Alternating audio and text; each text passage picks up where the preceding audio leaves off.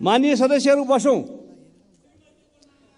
माननीय सदस्य, म तपाईलाई हाम्रो नियमावलीको नियम 21 को खण्ड घ को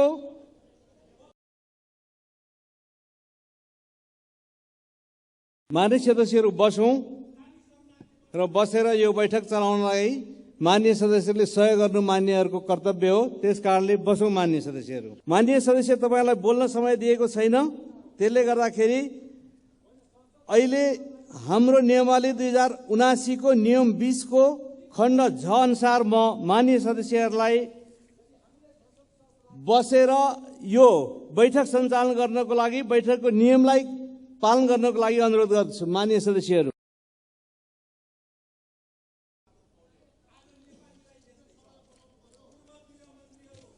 माननीय सदस्यहरू बसौं। माननीय सदस्य, म तपाईलाई हाम्रो नियमावलीको नियम 21 को खण्ड घ आकर्षित गर्न चाहन्छु। माननीय सदस्य, तपाई अशिष्ट, अश्लील, अपमानजनक, आपत्तिजनक व्यवहारहरू नदेखाउनुहोस्, त्यस्तो अभिव्यक्ति नगर्नुहोस्। त्यसले गर्दाखेरि तपाईलाई माननीय सदस्य अमरेश कुमार सिंह, तपाईले जुन व्यवहारहरू देखाइरहनु भएको छ, त्यसले गर्दा म हाम्रो नियम 30 को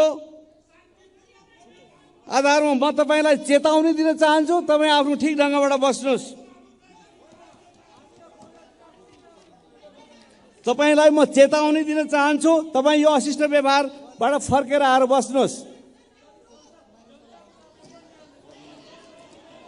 ल, माननीय सदस्य, म बैठकबाट माननीय सदस्य अमरेश कुमार, तपाई शिष्ट व्यवहार देखाउनुहोस्, तपाई असभ्य व्यवहार नगर्नुहोस्। तपाईलाई मैले चेतावनी दिन्छु, तपाई फर्किनुहोस्।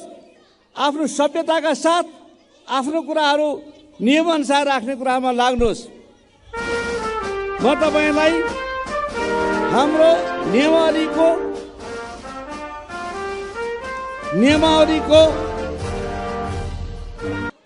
नियम 30 अन्तर्गत बैठकमा यस्तो खालको व्यवहार नदेखाउनको लागि चेतावनी दिइसकेको छु।